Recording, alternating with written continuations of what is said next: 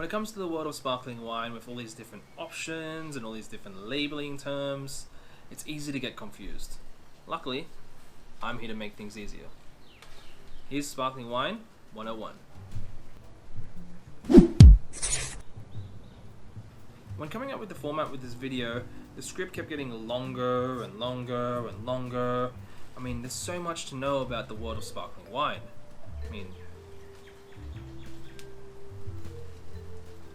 See, thought it was just like champagne and passion pop. So to make this easy, let's go over the main three. First on our list we have is champagne. Now, this is by far the most known to all sparkling wine lovers of the world, and also one of the most confused. I say that because most people who call anything sparkling wine, they call it champagne. I mean, the only place they can actually do that is California, which has this legal loophole, but I won't go into it here. Maybe another video. Anyway, champagne starts its life as a still wine which is made from certain permitted varieties, which are Pinot Noir, Chardonnay, and Meunier. There are some other permitted varieties, but those are the main three. Once the still wine is made, it's put into the champagne bottle, and then some yeast and some sugar added. A crown cap is put on top, and then it's put away to age. What happens during that time is the yeast will start eating the sugar, and as a byproduct of that, it will create more alcohol and CO2. Since the CO2 can't leave the bottle, it starts dissolving within the liquid. What happens then is the yeast will die and sit on the bottom of the bottle, and as time goes, it starts developing flavor.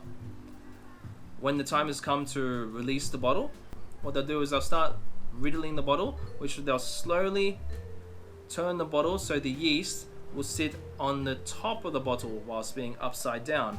So what happens then is it's dipped into some freezing liquid, which freezes the yeast like a little ice cube. They turn it upside down, they pop the top, the yeast flies out. They'll add a bit more sugar and wine, which is called the dosage. And then they'll put a cork on top, they'll wrap it up, and they'll either they'll send it to you, or they'll age it for a little bit longer. Most wines are labeled as brut, which is dry, but they can be a bit sweeter, like those of demi-sec, which is a bit more sugar, a bit more sweeter. You might want to have them for dessert with a nice cheesecake. This method is called the method traditionnelle, or the traditional method, or the method champenoise. There's a couple of different names for it. There are a couple of other styles of wine that copy the same method. These are Cremant, which is also made in France and also in Luxembourg. They use specific regional varieties. So just say I'm from Alsace, I'll use Pinot Blanc, maybe Riesling. If I was from Burgundy, I'll use Chardonnay and Pinot Noir, since that's what we grow there. Another big wine that's made from the same style is Franciacorta. Now, Franciacorta is made in northeastern Italy, and you can think of Franciacorta as being the champagne of Italy. They have the same strict regulations, they use the same grape varieties, and you can get the same quality but made in Italy. Unfortunately, Franciacorta is not known to the wider public, and this is because production is so much smaller than that of champagne. Franciacorta only makes 30 million bottles every single year, while champagne makes 300 million. So you can find a good Franciacorta, but you'll end up paying a bit more compared to the rival's champagne, only because it makes so much more champagne and it's so much more readily available. Sorry, Franciacorta, I love you, but champagne's cheaper and... Another traditional method wine is Cava. Now, most of Cava is made in the area of Catalonia, which is northeastern of Spain. It can be made in different areas of Spain, but the grape varieties are different. They use Macabeo, Parellada, and Xarello, which are the local varieties.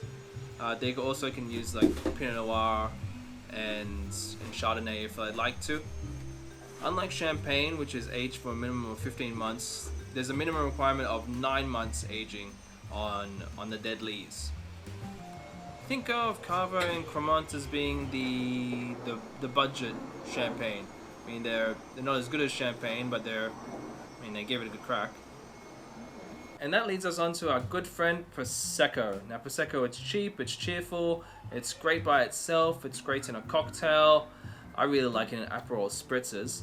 It traditionally comes from the northern area of Italy, a place called Veneto, and they use a grape variety called Galera, although it's called Prosecco, sometimes people call it Galera still.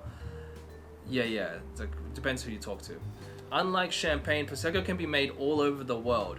There's a massive debate between Italy and the rest of the world about using the term Prosecco.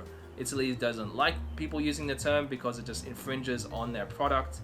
But aside from that, it's an amazing drink. It's made using a Charmat method. In non-fancy terms, it's the tank method. So you just dump a whole bunch of base wine within a pressurized tank.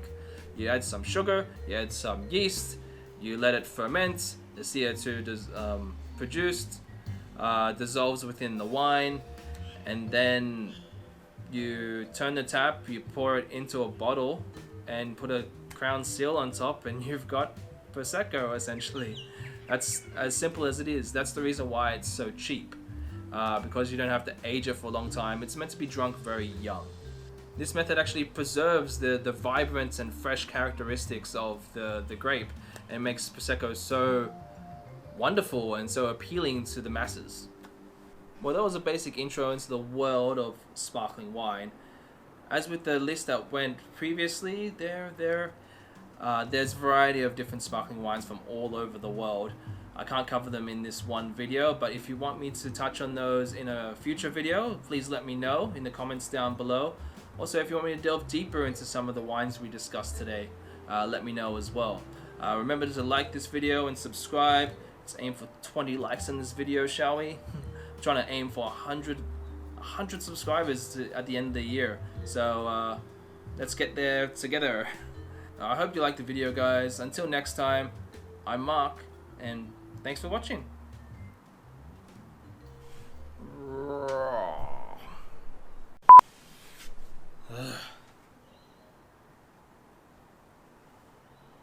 It took ages.